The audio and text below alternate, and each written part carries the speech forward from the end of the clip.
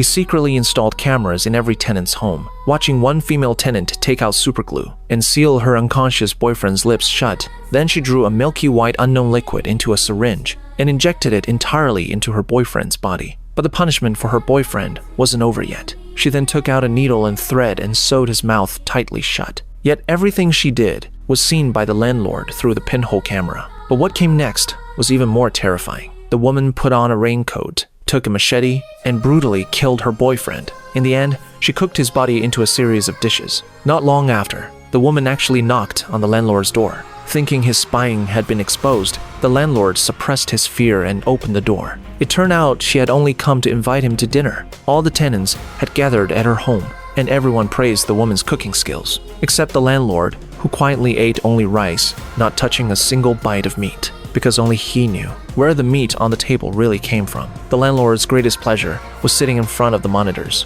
observing every move of each tenant. Tenant number 1 was a woman who loved working overtime. Every night, she would bring her boss home to work late, making so much noise that everyone in the building lost sleep. Tenant number 2 was a physical education teacher, a peeping Tom, just like the landlord. Sometimes, he would sneak into girls' rooms, sleep in their beds, and even lick their toilets. Tenant number 4 consisted of 2 young men who shared a very unusual relationship. But the one who puzzled the landlord the most was tenant number 5, a beautiful girl whose room was filled with red suitcases. Curious, the landlord sneaked into her room while she was away, intending to open the red suitcases to see what was inside. But before he could look, he heard the sound of the girl returning home. The landlord hurriedly hid under the bed. He watched as the girl brought a man into the room, and soon the two began passionate movements. After the commotion ended, the girl bent down to pick up her clothes from the floor and discovered the landlord under the bed.